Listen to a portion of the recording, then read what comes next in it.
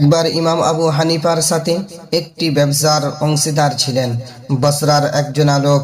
একবার ইমাম আবু হানিফা তাকে 70টি মূল্যবান কাপড় পাঠিয়েছিলেন এবং সেইগুলোর সাথে আলাদা করে লিখে দিয়েছিলেন, এই কাপড়গুলোর মধ্যে একটিতে খুঁত আছে, সেটি হলো অমুক কাপড়।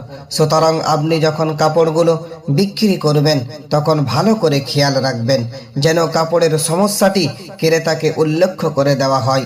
ইমাম আবু হানিফার ব্যবসার অংশীদার সেই লোকটি কাপড়গুলো 30,000 দিরহামের বিনিময়ে বিক্রি করে এবং যখন তিনি টাকা সহ আবু হানিফার কাছে এলেন, তাকে জিজ্ঞাসা করা হলো, আপনি কি কাপড়ের খুঁতগুলো বলে দিয়েছিলেন? বসরার লোকটি উত্তর দিলেন, আমি ভুলে গিয়েছিলাম। আবু হানিফা সেই কাপড় বিক্রির মুনাফা থেকে কিছুই গ্রহণ করেননি, আলহামদুলিল্লাহ, বরং তার সবটুকুই সদকা করে দিয়েছিলেন। নারী, তোমার পিরিয়ড চলাকালীন যেখানে স্কুল, কলেজ, ইউনিভার্সিটি কিংবা অফিসে তুমি একদিনও ছুটি পাও না, সেখানে আল্লাহ তাআলা ওই সময়টাতে তোমার কষ্টের কথা ভেবে নামাজ, রোজা, হজ, অন্যান্য ইবাদত সমূহের ক্ষেত্রেও তোমাকে ছাড় দিয়েছেন।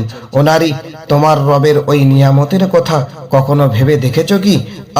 তোমার রব তোমার প্রতি কত দয়ালু, সুবহানাল্লাহ।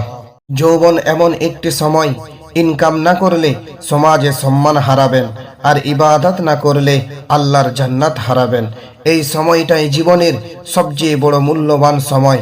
সঠিকভাবে কাজে লাগাতে পারলে ভবিষ্যৎ সুন্দর, আর অবহেলা করলে আপনার আফসোস ছাড়া আর কিছুই থাকবে না।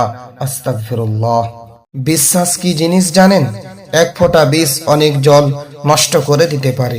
ছোট্ট একটা পাথর বড় একটা কাজকে নষ্ট করে দিতে পারে। ছোট্ট একটা মিথ্যা কথা পুরো জীবনটাই নষ্ট করে দিতে পারে। বিশ্বাস জিনিসটা বড় অদ্ভুত। মানুষ জীবনে যা কিছু পায় বিশ্বাস করেই পায়, আর যা কিছু হারায় বিশ্বাসের কারণেই হারায়।